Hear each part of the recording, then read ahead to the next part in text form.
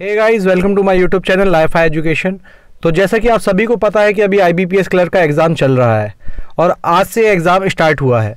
तो अभी मैं भी ये एग्ज़ाम दे के आया हूँ। मेरा सेकंड शिफ्ट में एग्ज़ाम था।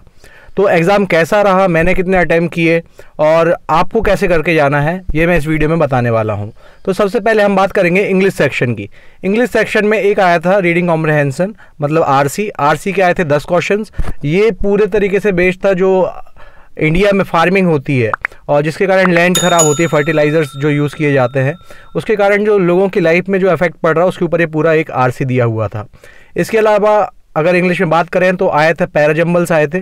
पैराजम्बल्स के 5 क्वेश्चन थे, फिलर्स के 5 क्वेश्चन थे, स्पेलिंग एरर के 5 क्वेश्चन थे। स्पेलिंग एरर भी ईजी था और एरर डिटेक्शन के 5 क्वेश्चंस थे। तो ये था इंग्लिश का। मैंने इंग्लिश में अटैम्प्ट किए हैं 29 और इंग्लिश का लेवल ज़्यादा था नहीं, मतलब जैसे लास्ट ईयर आता है क्लर्क का एग्ज़ाम, जैसे लास्ट ईयर हुआ था RRB का जो एग्ज़ाम हुआ था उसी के लेवल का ही था इसका एग्ज़ाम भी। अब हम बात करें अगर क्वांट सेक्शन की, तो क्वांट में आया था एक DI बार ग्राफ था। इसमें एक क्वेश्चन था जो काफ़ी बच्चों से नहीं बना, मतलब उसके ऑप्शन ही गलत दिए हुए थे। तो ये एक क्वेश्चन था। इसके अलावा 5 क्वेश्चन थे रॉन्ग नंबर सीरीज़ के। रॉन्ग नंबर सीरीज़ थोड़ा सा लेंदी थी। इसके अलावा 15 क्वेश्चन थे सिंप्लीफिकेशन के। सिंप्लीफिकेशन काफ़ी ज़्यादा इजी था, मतलब 20 से 30 सेकंड में क्वेश्चन हो रहा था, ड्यूरेबल थे। इसके अलावा 10 क्वेश्चन आए थे अर्थमेटिक के। अर्थमेटिक में था परसेंटेज प्रॉफिट लॉस, SICI और ट्रेन के क्वेश्चंस थे। एजेस का था बोट एंड स्ट्रीम। तो जो हमेशा आता है वही इसमें पूछा गया है। मैंने क्वांट में किए हैं 25 अटैम्प्ट। अब मेरे थोड़े से कम अटैम्प्ट इसलिए रह गए क्योंकि एक क्वेश्चन जो था जिसका मैंने अभी आपको बताया, ग्राफ में एक क्वेश्चन था जिसका आंसर ही नहीं आ रहा था, मतलब जो उसमें ऑप्शंस दिए हुए थे। मैंने काफ़ी लोगों से बात भी की इस क्वेश्चन के बारे में, तो ये सभी के साथ दिक्कत हुई है, तो इसमें थोड़ा सा टाइम लग गया मुझे। इसके अलावा अब हम रीजनिंग की अगर बात करें तो रीजनिंग में एक क्वेश्चन आया था पैरेलल रो का। 10 लोग थे, 5 देख रहे थे नॉर्थ और 5 देख रहे थे साउथ, मतलब एक दूसरे को फेसिंग थे।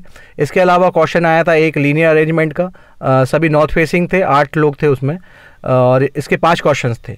इसके अलावा क्वेश्चन आया था ऑर्डर रैंकिंग से और सर्कुलर अरेंजमेंट आया था 8 लोगों को, उसमें भी अरेंज करना था, सभी इनसाइड फेसिंग थे।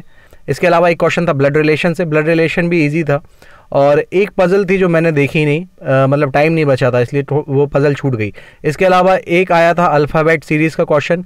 एक आया था वर्ड फॉर्मेशन का, मतलब फर्स्ट, थर्ड, सिक्स्थ और 8th लेटर लेके एक वर्ड बना था, उससे पार्ट बनता और उससे ट्रैप बनता। तो उसमें बताना था एक से ज़्यादा अगर बन रहे हैं तो Z लगा देते उसका आंसर। उसके अलावा एक क्वेश्चन था फॉरवर्ड और बैकवर्ड काउंटिंग का, तो ये नंबर ही दिया हुआ था इसमें। इसके अलावा एक क्वेश्चन कोडिंग का आया हुआ था, सिंपल था वो भी। तो ये था पेपर। और मेरे रीजनिंग में अटैम्प्ट थे 26, मतलब मेरे ओवरऑल अगर अटैम्प्ट की बात करूँ तो मैंने 80 अटैम्प्ट किए हैं।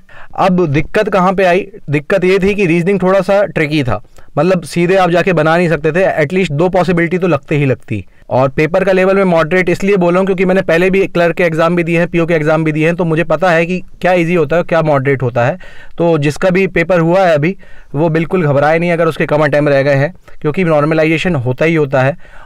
और इसके अलावा हम बात करें जिनका आगे आने वाली शिफ्ट्स में एग्जाम है तो वो एक्यूरेसी पे ध्यान दें, ज़्यादा अटैम्प्ट के पीछे ना भागें, क्योंकि अटैम्प्ट के कारण नेगेटिव मार्किंग भी हो सकती है। तो बाकी के जो शिफ्ट्स हैं उनका मैं रिव्यू शाम तक डाल दूंगा। आज के लिए बस इतना ही, मिलते हैं नेक्स्ट वीडियो में। जय हिंद।